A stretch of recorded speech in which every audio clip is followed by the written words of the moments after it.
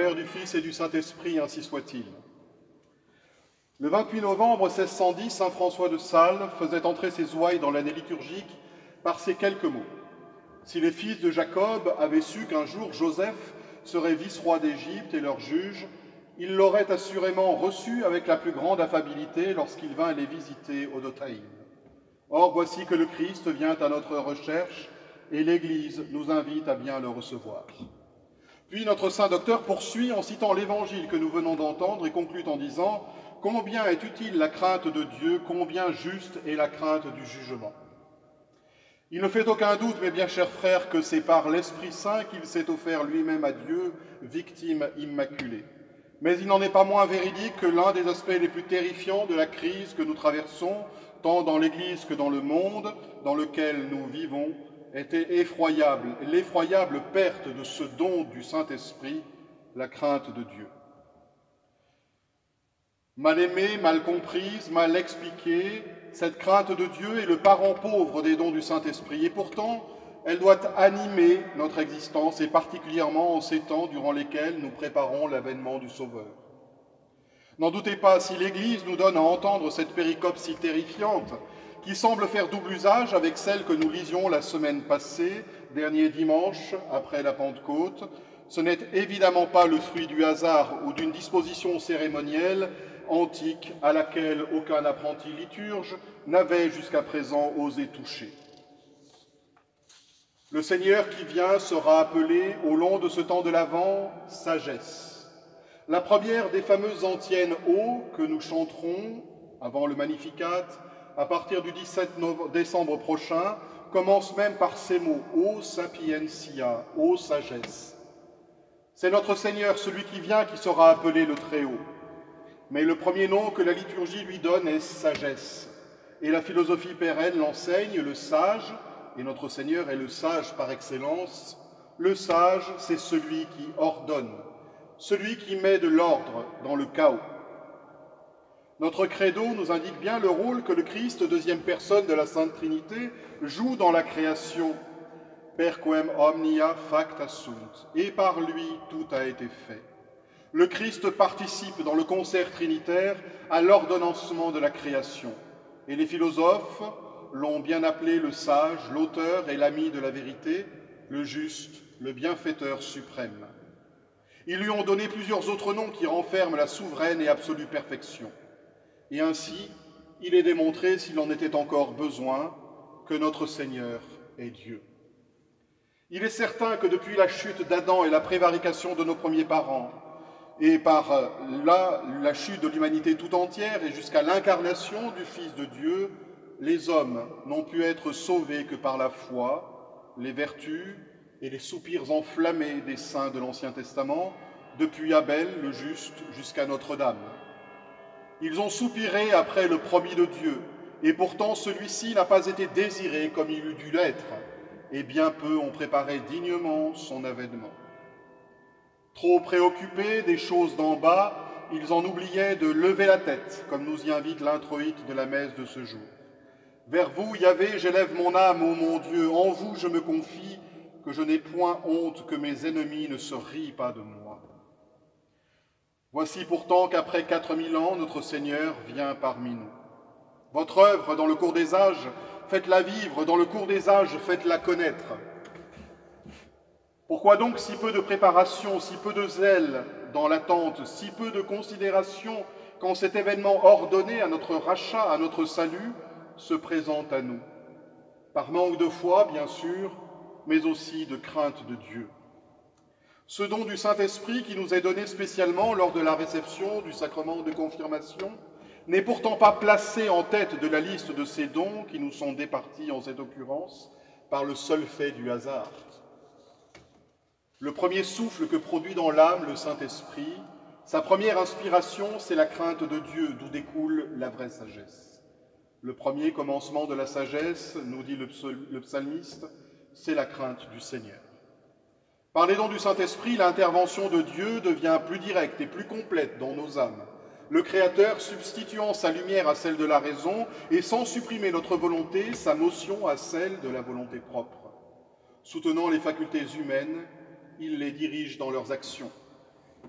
Ce qui est ainsi vrai de la piété, de la force, du conseil, de la science, de l'intelligence, de la sagesse, ne l'est pas moins de la crainte de Dieu.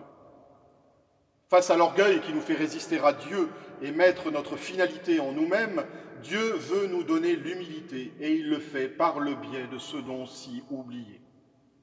Dieu montre l'exemple de cette petitesse, de cette humilité, en acceptant sans déchoir du trône de sa divinité de se faire tout à tous en devenant cet enfant de la crèche que l'Église nous prépare durant ces 4 semaines de l'Avent à accueillir.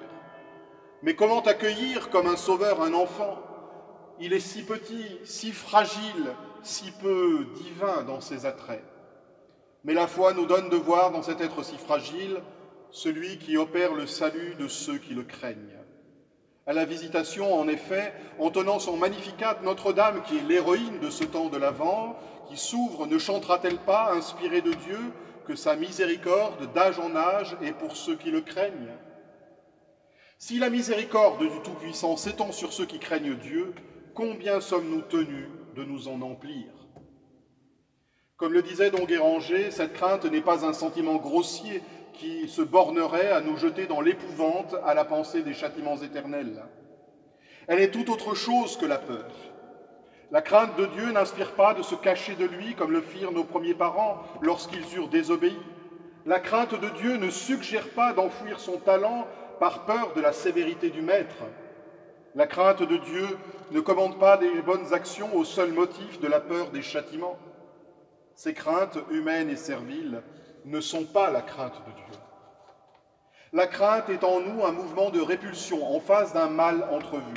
Ce dont nous parle Isaïe, c'est la crainte filiale, inspirée par la foi qui nous montre Dieu pour ce qu'il est, le créateur de toutes choses, qui est aussi le bien, la bonté parfaite, la fin universelle de tout. Tout majestueux et omnipotent qu'il est, il est digne d'être aimé et désiré. La crainte qu'il justifie, c'est la crainte d'être séparé de lui, la crainte de déplaire à l'être aimé. Dans son fond, la crainte filiale est faite d'amour, de cet amour d'amitié qui trouve sa perfection dans l'union des amants. Elle ne cesse jamais d'être crainte, car l'on a peur de notre indignité face à la dignité divine infinie, de notre manque d'amour face à la charité infinie de Dieu. Pour autant, cette même foi qui nous a montré Dieu tel qu'il est, nous dit aussi que la grâce qui nous est donnée dans la prière et dans les sacrements nous hisse jusqu'à la contemplation de cette face adorable. Les âmes deviennent vraiment pieuses, nous dit saint Thomas, lorsque, regardant Dieu comme un Père, elles reçoivent de l'inspiration, du don de crainte, une surabondance de force pour adhérer à leur Père. Nous possédons en nous, par la volonté de ce Père aimant, une capacité terrifiante. Nous pouvons nous séparer de lui. Nos premiers parents, Adam et Ève, ont montré la voie de la perdition, préférant tourner leur volonté vers les créatures que vers le Créateur. Mais cette faiblesse demeure en nous et nous l'expérimentons quotidiennement. C'est de cela que nous devons nous prémunir. C'est contre cela que nous devons lutter. C'est cela que nous devons craindre. Nous devons en effet suivre la règle générale de notre obéissance écrite en grosses lettres, nous dit saint François de Sales. Il faut tout faire par amour et rien par force. Il faut plus aimer l'obéissance que craindre la désobéissance. Voilà donc le grand secret. La vertu d'espérance qui nous fait compter recevoir la béatitude en nous appuyant sur les secours divins est ainsi bien secondée par cette crainte filiale. Ce zèle pour l'union à Dieu, pour éviter d'être séparés de lui, nous place sous la main très secourable de Dieu et de ses secours. Nous comptons sur ces secours divins qui sont la condition de notre béatitude, et pour les obtenir, il nous faut nous mettre docilement dans la main de Dieu lui-même. La crainte de Dieu s'allie donc naturellement à l'amour de Dieu, mettant l'âme à sa juste place face à la majesté divine, redoutant le péché à cause de l'outrage qu'il fait à Dieu. La familiarité avec Dieu tient aujourd'hui trop souvent la place de la crainte filiale, et même simplement révérentielle à l'égard de Dieu. Elle est le fruit de l'esprit mondain d'indépendance et de fausse liberté qui habite notre temps. Beaucoup, aujourd'hui, s'illusionnent ainsi sur eux-mêmes et partant sur l'état véritable de leurs âmes. Quand un amour est médiocre, il ne prend garde aux petites infidélités ou indélicatesses. Au contraire, plus l'amour est dévoué, plus il estime comme une grande faute le mal fait à l'aimer. Beaucoup de chrétiens, spécialement en ces temps troublés, spéculent sur la longanimité de Dieu, sur leur chance actuelle, sur leur bonne santé, sans se préoccuper de leur réconciliation avec Dieu, se flattant qu'il suffira de quelques secondes de regret, d'une rapide absolution arrachée in extremis pour effacer une vie d'oubli et d'offense à Dieu. Souvenons-nous de ces belles paroles de saint Augustin alors qu'il évoquait sa jeunesse troublée. Dans le voisinage de nos vignes était un poirier chargé de fruits qui n'avait aucun attrait de saveur ou de beauté. Le voici, ce cœur, qu'il nous dise ce qu'il allait chercher là pour être gratuitement mauvais, sans autre sujet de malice que la malice même. Hideuse qu'elle était, je l'ai aimée. J'ai aimé à périr. J'ai aimé ma difformité. Non l'objet qui me rendait difforme, mais ma difformité même, je l'ai aimée. Âme souillée, détachée de votre appui pour sa ruine, n'ayant dans la honte d'autre appétit que la honte. Confondant donc crainte révérentielle et amoureuse de Dieu avec la familiarité, l'âme devient pleine d'elle-même, vaniteuse, orgueilleuse. Tout progrès spirituel s'arrête alors, laissant le chrétien illusionné sur son degré de vertu et son union à Dieu. Il imagine que ne plus trembler devant Dieu est l'indubitable signe de son élection. Quelle illusion, quelle navrante fatuité! Pourquoi donc, mes frères, l'Église continuerait-elle alors à nous faire entendre, année après année, ces récits terrifiques de fin du monde et d'apocalypse, d'apostasie des nations et de réprobation des hommes? Pourquoi donc s'obstinerait-elle à prêcher, au moins dans quelques églises ou chapelles trop peu nombreuses, sur les fins dernières, le jugement particulier, le sort des hommes après la mort? Pourquoi donc l'Église continue-t-elle de faire un grave devoir aux parents de baptiser leurs enfants le plus tôt possible et de les initier à la doctrine et à la vertu chrétienne? Ce don de crainte est donc un aide, tantôt pour la piété qu'il favorise, tantôt pour l'espérance qu'il accentue, tantôt pour la tempérance qu'il fait régner. La préface de la messe elle-même mentionne le tremblement des anges et des archanges, tremunt potestates.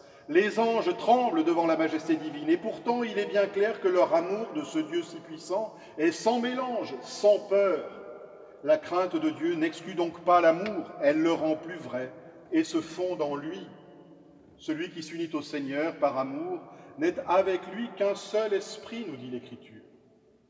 Cette unité dans l'amour exige donc d'une âme chrétienne qu'elle se tienne en garde contre tout ce qui pourrait la séparer de son bien-aimé. La tempérance, la mesure vis-à-vis des passions, des affections, la garde du cœur si peu enseignée et trop peu pratiquée. Elle veut aussi que nous cultivions une réaction de fuite et de défiance d'elle-même comme épidermique, instinctive vis-à-vis du péché et de ce qui y mène.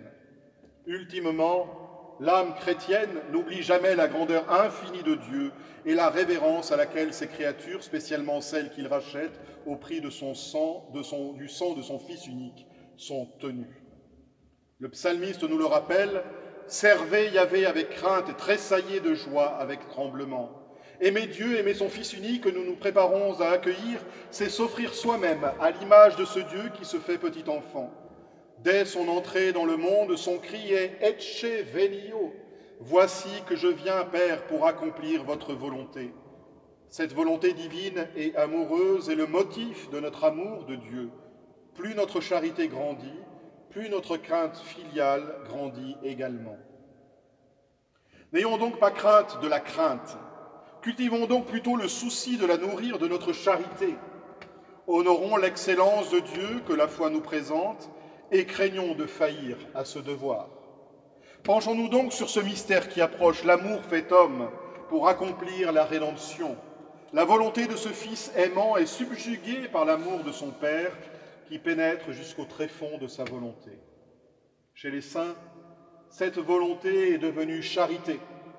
Chez l'enfant Dieu, elle est éternellement présente. L'amour de charité doit donc s'emparer de nous, spécialement en ce temps, s'emparer de notre âme, la transfigurant et la rendant à jamais heureuse et paisible, esclave des attraits de Dieu. Ainsi soit-il. Au nom du Père, du Fils et du Saint-Esprit, ainsi soit-il.